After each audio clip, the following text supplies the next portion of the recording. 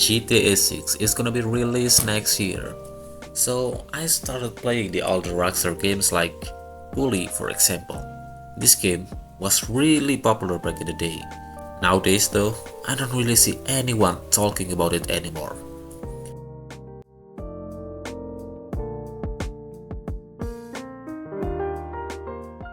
Well, how is going everyone? Welcome to my channel. Today I want to talk about a game that I used to play really a lot.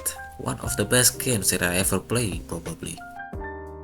The year is 2006, the beautiful era of PlayStation 2.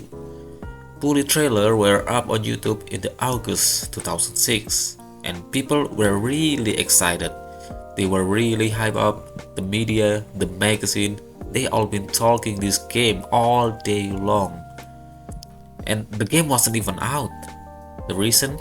Well, it's a new one. The concept is new. And it's probably the first game that's ever set place in a school where you play as a student but with the GTA-like gameplay. So as I said, the game was out in 2006 in PlayStation 2. 2 years later, it came to the PC and Xbox. And about 10 years later, the game was ported to Android and iOS as an anniversary edition. 10 years anniversary.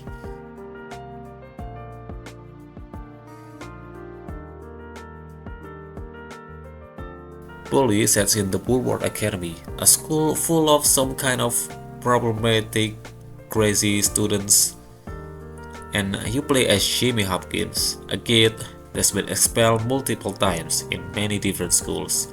And eventually, he ended up in the Bulwark Academy. This game has a couple of cliques, each with their own storyline, and they have their own respect points. The lower they respect, the more they beat you up. But the only way you can change their respect is to just progress through the story, and that's it. Anyway, the first cliques is the nerds, just a typical nerds. They're annoying, they're cheeky and that kind of things. And then you got the preppies, the rich kid basically.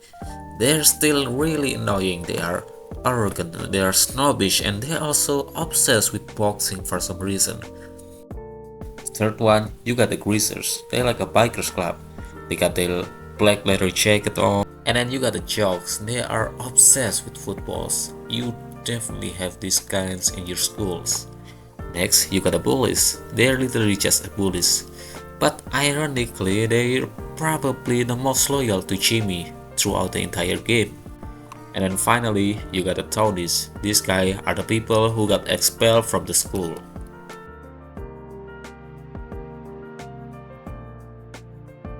Since you playing as a student, of course you get a few classes that you have to attend. You could skip, but the guards will try to get you. Completing a class will unlock you a new ability. For example, completing chemistry class will unlock some new weapons. Completing English class will let you talk your way out of a problem. Completing art class will let you kiss for longer duration. By the way, kissing is to regenerate your health. It's not anything weird. Completing shops will get you bike and also make your bike go faster. And then you have the gym class where you can be stronger by playing dodgeballs and wrestling. In the scholarship edition, you got 3 additional classes, the music, geography and math classes. Geography is really annoying for me because one classes you have to point out the US states and I don't know any of the US's. I don't even live in the US. So completing it was an absolute nightmare for me. Oh, and in the beginning of the game you can only roam around the school, but as the story progresses you will unlock more part of the map that is actually pretty big. And you can explore anytime you want, just remember to sleep before 2 AM or your character will literally pass out.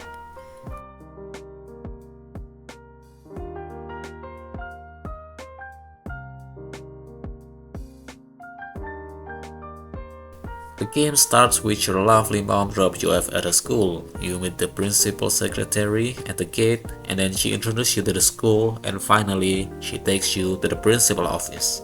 And then you meet Dr. Gregor Snitch. Yes. So you must be Hopkins. Uh-huh. What? Uh-huh. What? I meant yes, sir. Very good. Now let me see. You've done a lot of a boy like you. Never in all my life. Hopkins, you're quite the nastiest little boy I have ever encountered. Tell me, why should I waste my time on you? I don't know.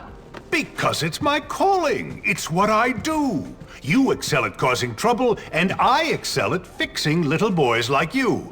At making you into respectable members of our community here at the Academy.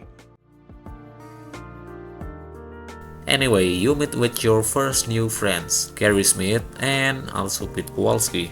You then hang out doing some mission with Gary a lot. And at this point, you started to figure out that Gary is a psychotic, manipulative kind of guy. There you are. Come on, I found something incredible. Hold on, relax, man. I can't keep getting in trouble. I can't get expelled again. It's always about me with you. Me, me, me. I'm thinking bigger picture, and you're worrying about getting into trouble? You know what? You really are something. What bigger picture? We are gonna take over this school. We are not taking over anything right now. And you were right. It all ended up with Gary set you up to fight with Russell. He is the strongest guy in the school. Even the police are afraid of him. Gary, now I hate you. I know, Russell. Go beat that little jerk who said that nasty stuff to me about your mom and those barnyard animals. What? Come here. Russell wants vengeance. But later, you will eventually be friends with him. And that's the end of the first chapter. I'm not gonna tell you more about the story. You definitely should play it yourself. It's absolutely worth it.